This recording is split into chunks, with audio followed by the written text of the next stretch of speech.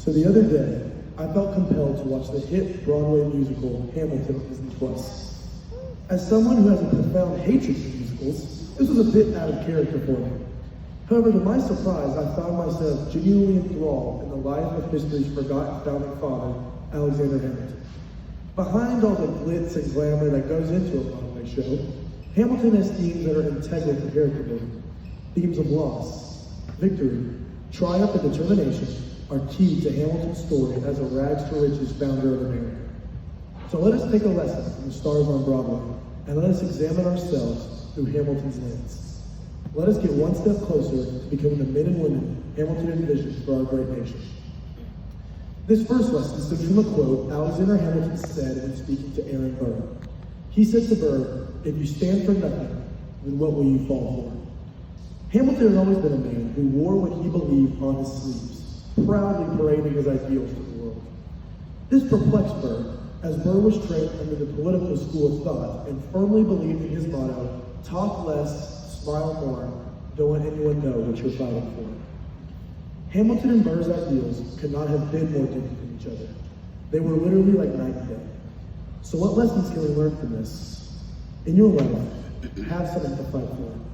Stand up for what you believe in, even in a world that will continually try to tear down your ideas. Stand as a beacon of light in the darkness of this world. Be a rock that remains steadfast in his beliefs. Hold your beliefs close to your heart and wear them on your sleeves, no matter what the world thinks. Your beliefs, these will carry you in life, not what your GPA or resume says. The second lesson is from the end of the musical. In the end, after Burr has fatally shot Hamilton, sorry for spoilers for anyone who hasn't seen it, the characters get together and tell Hamilton's story in the song Who Lives, Who Dies, Who Tells Your Story. In Hamilton's case, he has died and others have to tell his story. But the importance here is not on Hamilton's death, rather on Hamilton's life. Death shall not be feared if you have lived a life worth living. Do something worth being written down. Leave a legacy somewhere, whether it be here, in your home, at Google, or at Goodwill. Tell your own story. You are the best author you will ever know. If you write your legacy, you might change the world someday. Now, my fellow students, I do not mean to say, never change your ideas. And I do not mean to say, brag and boast about yourself.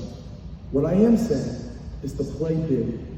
Do not let this world, that admittedly can be a very frightening place, marginalize you. Do not let it engulf you in its beliefs. Hold true to your own, even in the darkest of times. Do not let this world steal your pen or write your legacy. Tell your story by any means necessary. Remember, as Mary Ann Williamson said, this world does not benefit from you playing small. It is your light, not your darkness, that most scares this world. The world will ask you, what right do you have to be talented, to be beautiful, to be courageous, to be honorable, or to be fabulous?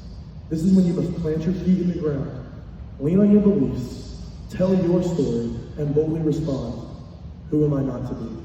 Thank you.